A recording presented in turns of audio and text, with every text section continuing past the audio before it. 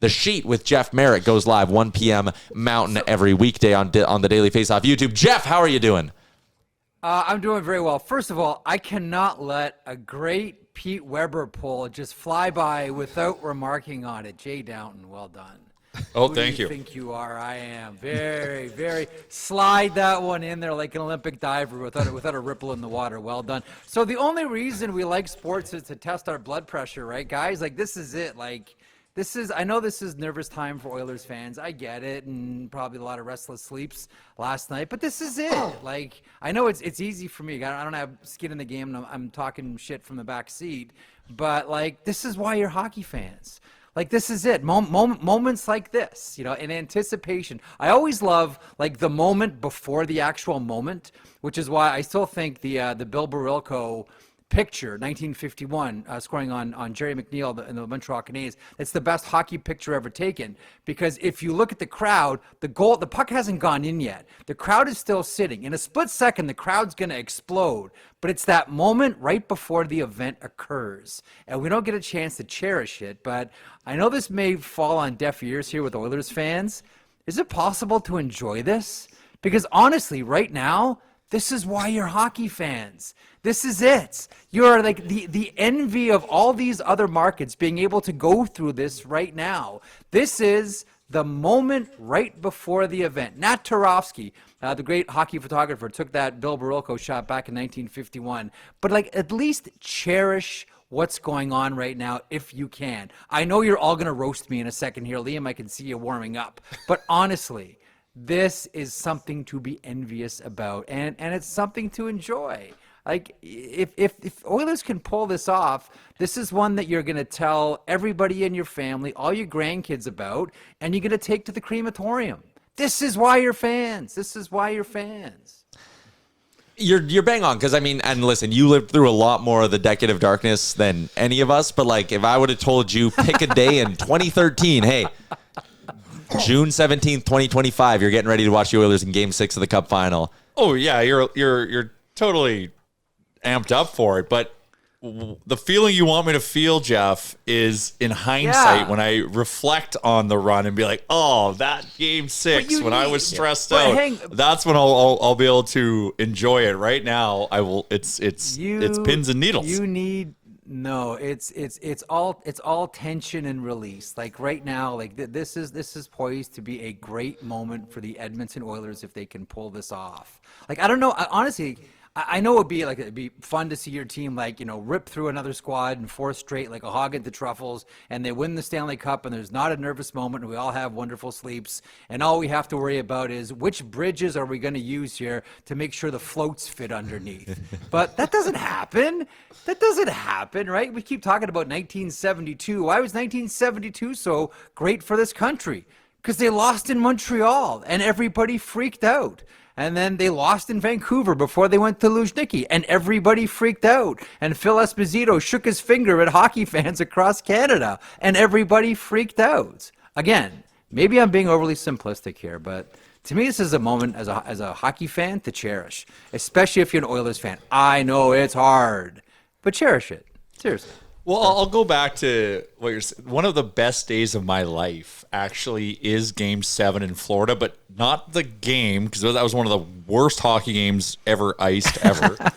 But it was the whole day leading up. And being there and being with a bunch of like-minded fans and just the energy and electricity, I'm like, while I was in the moment, I was actually able to say, like, this is going to go down in the top 5 of just life experiences.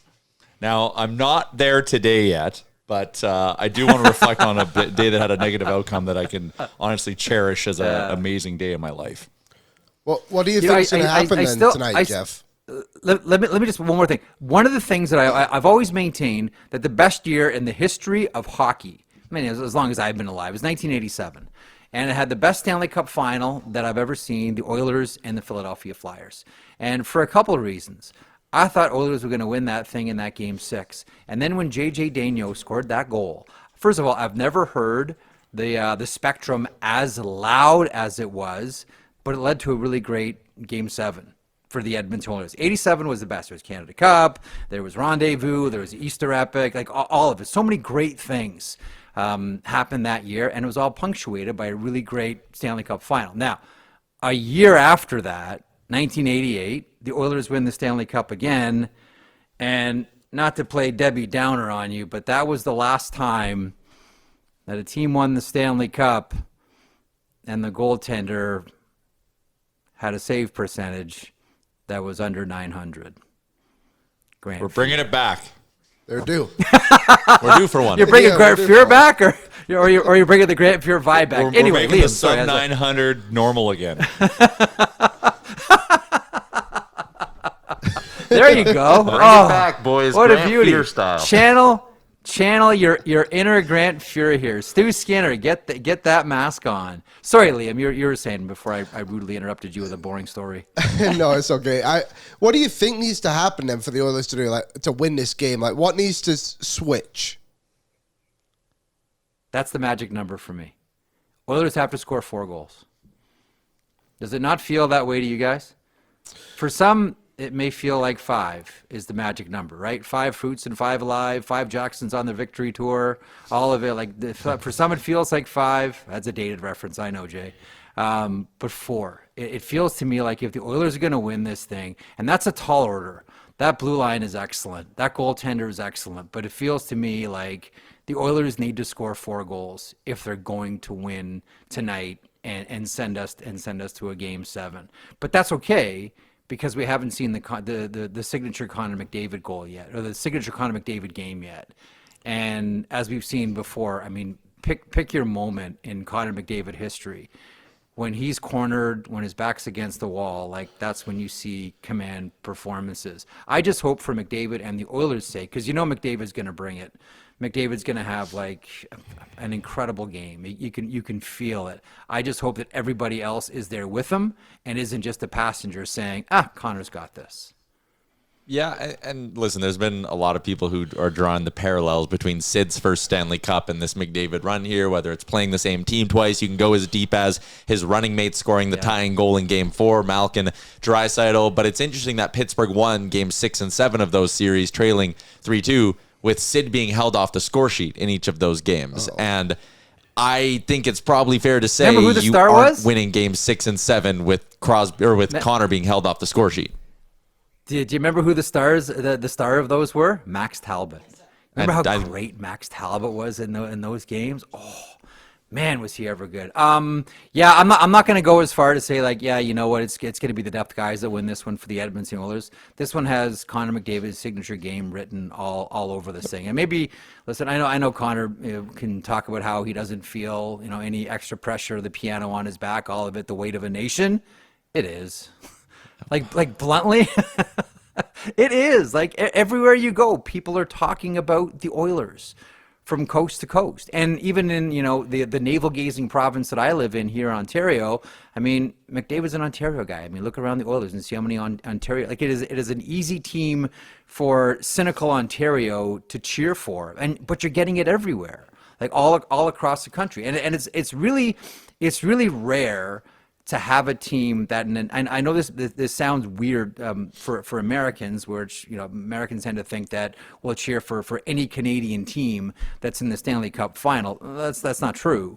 But of all of the teams, Edmonton's probably the easiest one to cheer for if you go province to province to province on this one. But to say that he's not at least winking at the idea that it is the weight of a nation, to go with hockey history and Gary Bettman's first year as commissioner in the NHL, 1993, and that's how long it's been, to give it some context. I know he wants to shrug it off because he doesn't want to add more to himself. This has got to be in the back of his head, because people reminding him everywhere he goes, I'm sure. I think about, like, Chris Johnston had a great kind of quote on X the other day. He said, asked how much pressure he feels to win the Stanley Cup as the game's best player. McDavid says that's a, quote, pretty heavy question. Then he goes on to say, quote, if you think about it that way, you'd probably be pretty crippled. And it's like, man, the fact that those words could even come out of his mouth and, like, that idea is in his head, it's like, I think that tells you, yeah, he is probably feeling a little bit of pressure, but he's also a guy, 4 nations, last year, back-to-back 4-point performances when the team was down 3-0. Like, it's not like he's always been a zero in big games. That's not in there. Like, he has big game ability, obviously. When I saw Connor say that, the first thing I thought to myself, I'm not sure what you guys thought, I thought, are you trying to convince us or yourself? Yeah. Because like it seemed like a very like he was like ready for a question like that. Like when you're an athlete, like you know that you're gonna have certain questions asked to you, and you sort of loosely prepare for them. That one just came out of Conor McDavid's mouth real fast. Like he was like, "Okay, finally someone's asked me this. I'm just gonna spit it out and get it over with." But I know what I need to say. I have a really hard time believing. That and this is true of any of those guys. Like, imagine how Stuart Skinner slept last night. Imagine how all these guys feel today. Like, it's impossible, even though you're thousands of miles away from Canada. You're feeling it. Like, make no mistake about it. These guys are feeling the weight and the pressure of an entire hockey nation for sure. All right. Now the great ones can turn that off. The great ones can turn that off. I will say that the great ones can park that and say this is a game. But to say that it doesn't exist, I don't know. I was born at night, guys, but I wasn't born last night. I know you want to ask some off-season stuff, but I got one more on something that developed this morning, and it's the old Stanley Cup final gamesmanship. There's 2 practice ices in Florida. I mean, we were down there for game 3 and 4. Yep. No, each team would just pick one, and they'd go about their business. But today, the Oilers want to go on early. Florida maybe catches wind of that. They send one skater, Carter Verhaeghe, over to the Oilers' side of the practice facility. And then, as Mark Spector points out, the Florida assistant tells the Oilers, wait, they're flooding the ice. The Oilers go, no flood, get the hell off the ice. This is nothing new either. This is not unique. This is just peak Stanley Cup final gamesmanship. Yes, it is. It is a proud tradition that extends back decades in the NHL. My personal favorite was always Scotty Bowman, who would welcome the opposition to the Montreal Forum by saying, "Oh, we're so happy to have the insert team here, Minnesota North Stars, Detroit Red Wings. So happy to have you and honored to have you here at the Montreal Forum. We've had the room painted for you." As the guys walk in and sit down to get dressed and smell paint fumes before going out for their morning skate. This is a tactic that is as old as the game is long, ladies and gentlemen. None of it. Anything you can do to disrupt the game day rhythm for a team, no matter how petty, no matter how slight, no matter how childish, everybody believes it'll add up into something. Now, I don't know if it was intentional for game 1, but the Arkells were doing their sound check during the Florida Panthers nap time, and they received a complaint to stop. So there was some form of gamesmanship done by Edmonton in game 1 and produced a really nice result. Do you believe in coincidence? Do you believe in coincidences, Jay Downton? Do you believe in coincidences? I'm a if there's smoke, there's fire. Listen, I love it. Like, I love all that petty stuff. Like, I'm the most petty person you will ever meet. So sign me up for all of that all day long. Shaving cream and the white towels. I'm that guy too. Free agency is obviously pretty close as well. You kind of forget how close we are since we're in the cup final. But is there one player you see as a free agent, as someone that you think, oh, that guy would be a pretty good fit for the Oilers? Oh boy. Let's see. Not so much with free agency, but I wonder how frisky the Oilers get. I mean, I think a lot of it is going to depend on what happens in this one, maybe 2 games. But I honestly do wonder how frisky the Oilers get in the goalie market here. I think that we're all wondering about that. Like, I threw out that sub 900 save percentage issue. I could really see that. I do wonder about Corey Perry going back to Edmonton again. Like, I know it's not like probably what you're looking for. By way of hey, I can see making some room for Mitch Marner here. I can see, like, I think we all can, the Oilers re-signing Trent Frederick. I think there's a mutual appetite there. And I really do wonder. There's 2 teams that I wonder about with Corey Perry. There's the Edmonton Oilers, and then I wonder if Corey Perry wants to keep on playing Stanley Cup or not. Considering the money that this team is going to throw around, I really wonder if Corey Perry ends up finishing his career where it started, with the Anaheim Ducks, if he doesn't go back to the Edmonton Oilers, considering how much money Pat Verbeek is poised to and being encouraged to by his owner throw around this offseason. They have like $32 million in cap space. I know you, like, the ads are the sexy part of it, so, like, it makes sense to go there. But, like, the bigger question for the Oilers, if/when this season ends or whatever, is it's got to start with who's being subtracted off. Like, Totally. are you dumping Arvidsson? What are you doing with Henrique? The buyout window opens 24 hours after the cup is handed out. What do you trust Evander Kane in a contract year? Like, there are way bigger questions, Jeff, on the who exits, and to me, those need to be solved before you get to a who enters. After July 1st, every day will be the McDavid question again about the extension. Unless he And I signs on know July it's- 1. And that's the thing. Like, you can end it fast. Like, this is something that the Oilers can end quickly. Again, I've been told don't connect Leon signing with Connor signing. These are two individual players. Not to say that Connor will not re-sign with the Edmonton Oilers. I just don't think that one means the other is going to happen. But I think that, like, look, like that is sea change for this organization, and every day that goes by, the questions are going to continue, rightly or wrongly, just like they will with Jack Eichel and the Vegas Golden Knights. And there's going to always be the rumors of Boston with Jack Eichel, and every day that he doesn't do an extension with the Vegas Golden Knights. So, like, there's going to be some massive questions, absolutely, for the Oilers, and honestly, just from a hockey point of view, and you never want to see great players go down, the sort of, Marcel Dion, Gilbert Perreault, Joe Thornton, Jerome McGinley, best player to never win the Stanley Cup route, Henrik Lundqvist, throw his name into that equation as well. So for the quote unquote good of the game, you kind of want, like, even if you're not an Oilers fan, like, if you're just a fan of greatness in the sport, you want Connor to win one of these things. Right, and especially you want to see him win it in Edmonton, right? Like, it's listen. I have a soft spot in my heart for all the old WHA teams. So, whether it's with the Nordiques and now the Colorado Avalanche, or the Hartford Whalers, now the Carolina Hurricanes, etc. I've always had a soft spot for all those teams. So give me Connor with Edmonton. As much as sometimes my head will say, man, Florida's a tough out. Florida's a really tough team to beat. Sports is that great. Sports exists in that middle ground between what your head knows and your heart feels. And, like, that's the tug. Like, that's what makes sports so great. My head says this, but my heart feels this. What's going to win? Let's watch the game and find out. That is very well said, and I think it's a great spot to end it. Jeff Marek coming up 1 o'clock on the sheet today, 3 o'clock Eastern. Who you got on the show?